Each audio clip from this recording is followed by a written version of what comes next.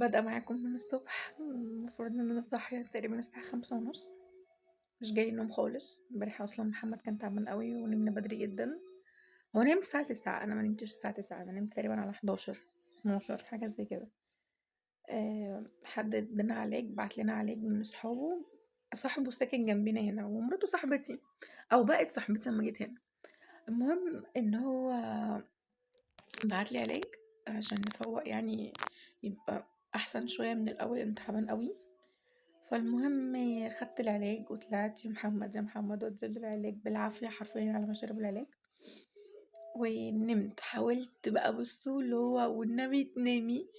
وانا اول امبارح كنت مخنوقة شوية ونفسيا تعبانة وكان في شوية مشاكل ضغطين على نفسي ودماغي، فما كنتش عارفة انام فاخدت منوم. انا عندي هنا منوم بس هو تقيل ووحش وليه اضرار واثاره الجانبية ابشع بكتير من منفعه.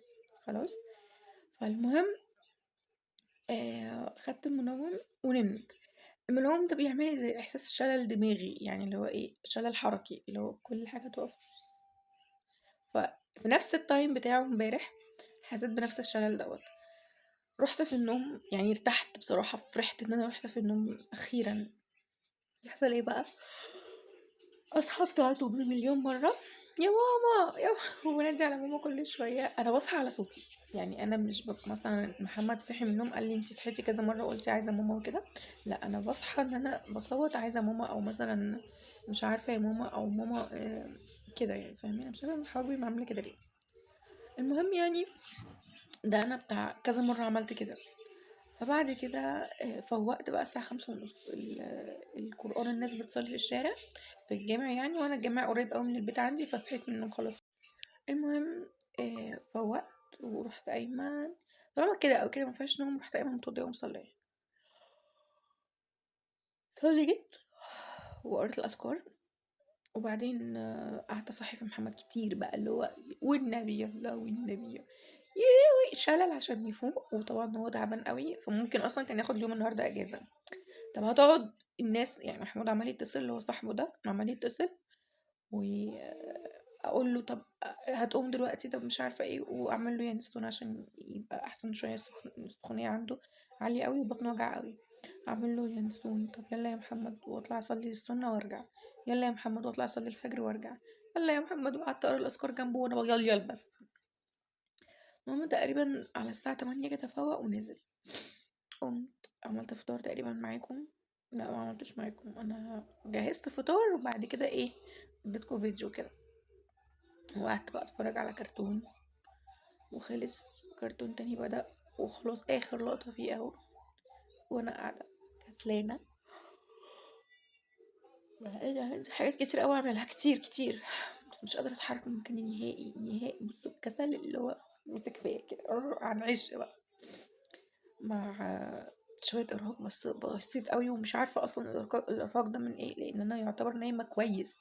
أنا نايمة تقريبا الساعة 12، صحية الساعة 6، يعني ايه 5:30، بس فايقة الساعة 6. فأنا في حالة كويسة، اللي هو انت في حالة كويسة أوي انك تبقي فايقة. مش عارفة بقى يا عبد العال، أنا دنيتي مش متظبطة ومش عارفة أعمل ايه، وعايزة أروح الأوضة دي والتليفون هيفصل. ف حقيقي مفيش أي حاجة مسستمة، يعني مفيش أي خطة عمل. ورانا حاجات كتيرة جدا بس مفيش خطة عمل أبدأها. هو الكسل مسيطر عليا. لو قدرت أقوم دلوقتي أحط تليفونه على روقتها معاكم روقتها، مروقتهاش معاكم قمت طلعت البطاطين دي. استنى أوريكم. ادي 1 2 3، يعني متخيلين كل دول محمد مخلينا متغطين بيهم. انا اصلا مش قادره اتنفس منهم، يعني انا لما بتغطى ما بتغطاش بكل ده. كنت مخنوقه بقى بالليل كذا مره مش قادره اتنفس بسبب الغطا، وازق الغطا من على نفسي مش قادره اتنفس. انا ما بحبش اغطى بالغطا كتير كده، ما بقى يعني استحمل ساعه ولا استحمل حر. المهم يعني هقوم اطلع دول البلكونه او هنام. انا مش عارفه، مش قادره اتحرك ومعيش رصيد، مفيش نت. واحد مثلا يشغل اغاني يبقى متحفز للكلام ده كله، ميح ميح ميح. بص انا هسيب تليفوني يشحن، يا نام يا اطلع دول في البلكونه واطلع برضه انام في الصاله.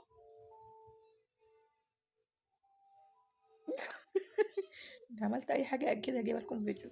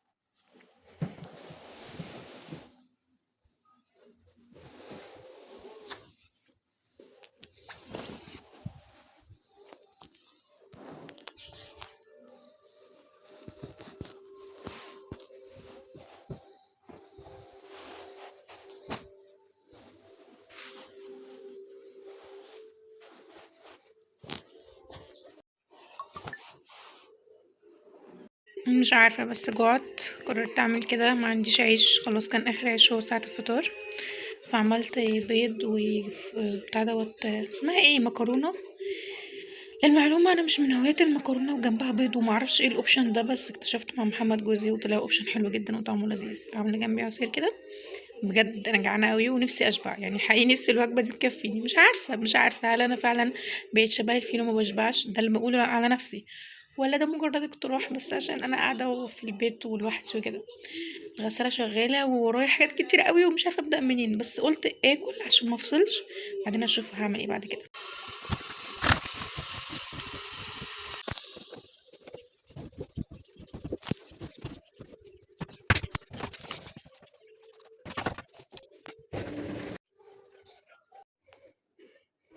حلوة قوي. انا حاسه مش قادره افهم هو عليها ايه، يعني من كتر ما هي متدربكه انا تايهه فيها. اعتقد ده دواء وده دواء برضه، وده اكيد دواء، بس هما كلهم فاضيين.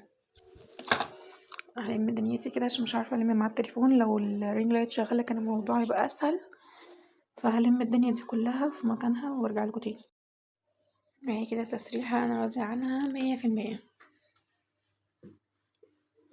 ده كيس جل بتاع محمد، بس هي كلها مرصوصة وشكلها حلو. وانا الصراحة مش التسريحة بس، هي الأوضة كلها انا راضية عنها الحمد لله يعني. لحد كبير شكلها عاجبني جدا، نظيفة.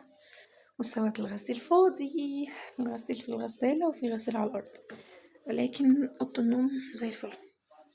باي.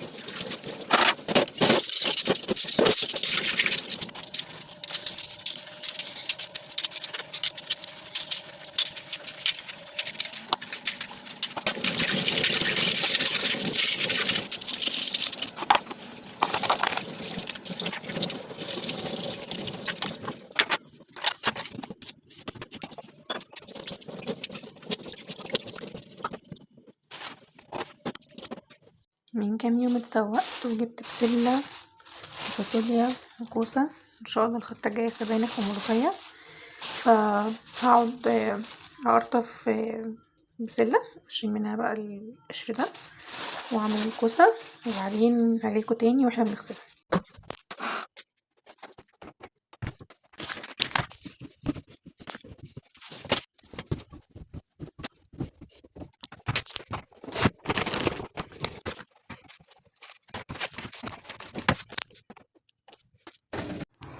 المغرب هتأذن، ودول لو سبتهم اكتر من كده انا هتلج حرفيا لما اجي داخله بعد المغرب، فخليني اجل الخضار اللي هنعمله لغايه لما اخلص دول الاول. انا كده اذن المغرب وانا المفروض هعمل دول.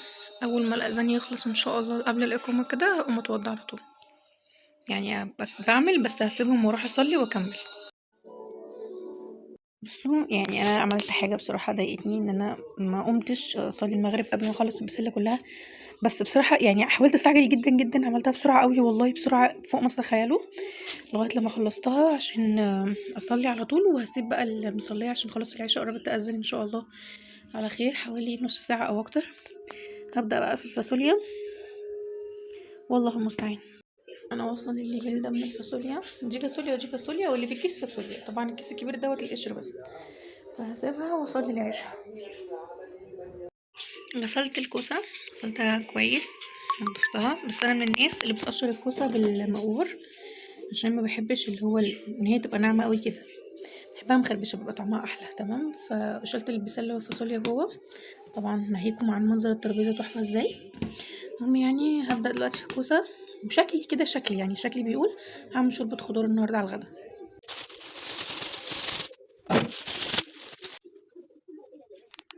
عملت شوية جزر عشان البسلة، كترتهم قوي عشان يبقوا متناسقين في الالوان، وطبعا هعمل وعملت بطاطس برضو عشان البسلة، معرفش هخزنها ولا لا بصراحة، لاني قلقانة جدا من تخزين البطاطس، عمري ما خزنت بطاطس، بس عشان هعمل السوتيه فعملت بطاطس كمية كويسة. ف بصراحة مبسوطة بيهم قوي، تحسوا ان انا عايزة اتصور جنبهم والله من كتر ما انا مبسوطة. اللهم صل على النبي تبارك الرحمن. قسمتهم كده على 3 اكياس، هتلاقوا البسلة اكتر كمية عشان البطاطس والكوسة، لكن البطاطس والجزر، لكن هم نفس الكمية بتاعت الفاصوليا، نفس الكمية بتاعت الكوسة. الكوسة مصغرة حجمها قوي لان انا بس اللي بحبها، فقلت مثلا لو عندي ضيوف ابقى اعملها معايا، يعني اعملها معايا، اعمل لهم معايا، لكن محمد ما بيحبهاش، محمد بيحب الفاصوليا والبسله. تمام، دي بقى كده شوربه خضار او تورلي ايهما اقرب، سوتيه او تورلي يعني ايا كان. جمعت حبه كمان كده من كل واحد، يعني من كل كيس حبه كمان في كيس صغير، هما الكميه كلها نفس الكميه لان انا اصلا وزنه بالطبق ده. طبعا ده حاجه تضحك جدا ومش كل الناس اصلا هتعمل زيي، ولكن انا عملت بالطبق دوت عشان الميزان بتاعي لسه ناقصه حجر. المهم يعني وخلصت الموضوع ان الكميه بتاعه الطبق دي هي اللي قسمت عليها كل الكميه دي، تبارك الرحمن ما شاء الله. هي بسله اكتر بسبب الجزر والكوسه، لكن الجزر والبطاطس، لكن هما كلهم نفس الحجم بالظبط. انا حقيقي مبسوطه وفخوره بيا جدا جدا جدا.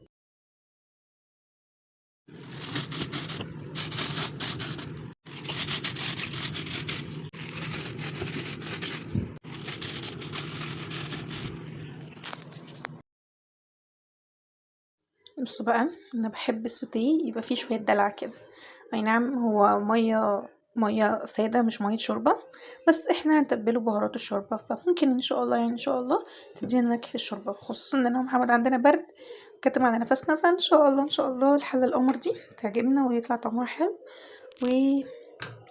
وتدفي بقى بطننا وتخلينا كويسين الاحسن يعني من اللي احنا فيه دلوقتي. انا حاطط لها 2 مرقه، ودي حته جوز الطيب، بصوا يعني تكاتله تذكر، والجماعه والله العظيم ده من التقشير بتاع الحاجه مش وسخه، ده من تقشير الحاجه اللي كنت بقشرها. اللهم صل على النبي، شويه فلفل اسود كفايه، شويه بهارات، ثواني بس اشيل الغطا، رغم ان انا مبحبش الغطا قبل ما افتح الكاميرا عشان ما اطولش. كفايه، استنى بس حته كمان اهي بس. آه 3 حبهات، حبهان، 1 2 3 ماشي. بعد كده الورق اللورا مثلا 2. هي دي متنية شوية واحدة، وادي التانية. تمام. بعد كده بالمناسبة انا في العادي بسيح حتة سمنة في الحلة، في قعر الحلة، وبعدين اشوح فيها الخضار، يعني اشوح الخضار وبعد كده احط المية والبصلة والبهارات زي ما عملت كده. بس الاول بحط الخضار كله في السمنة وافضل اقلب بقى ياخد طعم السمنة مع تشويحة كده، بتدي لون ولمعة جميلة للخضار بعد ما يستوي. بس بصراحة انا نسيت، كنت مستعجلة جدا ومتلخبطة جدا، يعني الساعة بالظبط 9:05، فحقيقي حاسة نفسي متأخرة رغم ان انا مش عارفة انا متأخرة على ايه، بس انا حاسة نفسي متأخرة. المهم هو كده خلاص بالنسبة لي تمام. انا هسيبه بقى على النار كده مثلا ربع ساعة. والله ما عارفة اعمل جنبي شوية رز ولا لا، هقول لكم هعمل عشان انا بحب الرز جدا جنب الاكل، ما بحبش الرز اكل لوحده. بصوا هعمل الرز بمعاملة الرز بتاع اللي هو اسمه ايه، الفتة. يعني دي زبدة مثلا معلقة زيت، دي كفاية. تمام. نسخنه بس شوية. عايزة اوصف لكم الريحة هنا عاملة ازاي، تجنن تجنن. انا بجد بتمنى الاوبشن بتاع ان الريحة بتاعت الاكل توصل في التليفون او للمشاهدين الفيديوهات، حقيقي حقيقي بتمنى. ريحة حلوة قوي، مبسوطة والله. ان شاء الله الاكل يطلع طعمه حلو وان شاء الله يعجب محمد.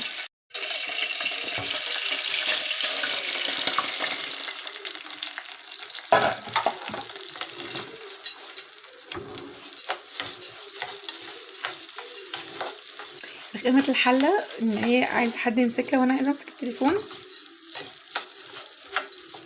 هديله تقريبا وجبة، مش هديله توابل كتير، اللي هو ورق بتاع دوت حبة، اسمه ايه يا رب، 7 بهارات عشان يدي برضو احساس اللحمة. حلو ان انا بفكر والله ان هو انا عايزة ايه، اعمل اكل لحوم، بس انا ما عنديش لحمة، بس فكرت بالايه، في التوابل اللي تديني النكهة.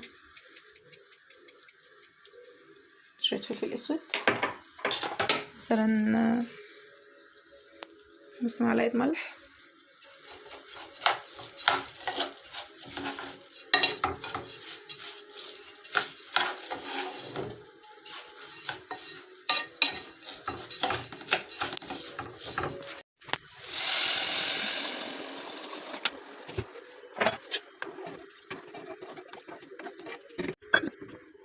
وعلى ما الحبايب دول يستووا خلينا نصب التل المواعين ده ونلم التل المواعين ده. دول نضاف، دول متبهدلين وهو اكيد كان باين يعني وانا بستخدمهم في الاكل.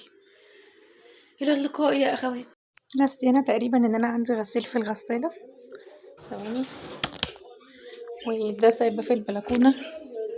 ونسينا برضو تقريبا ان انا كنت مبهدله الدنيا هنا، وقال ايه رايحه اعمل المواعين عشان محمد جوزي يجي يلاقيني ايه سايبه الصاله كده وسايبه الغساله فيها غسيل على الارض، يعني سايبه الحمام فيه غسيل على الارض وقاعده بعمل المواعين. يعني هو ايه، انا حقيقي ما عنديش دم.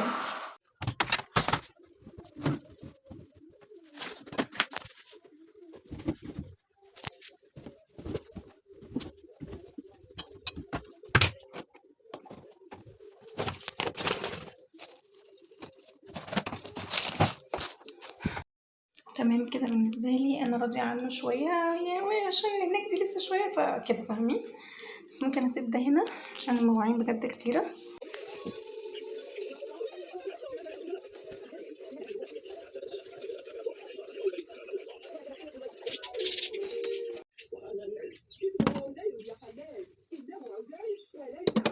بالمناسبه انا ما عنديش شكل كتير، ما عنديش طول انا لسه المفروض يعني ان انا هسوق تاني بكره او بعد بكره، بس شكل تبقى امر، سيبكم انتوا، مش مهم الفاكهه، مش مهم تبقى فاكهه، شكل تبقى امر والله.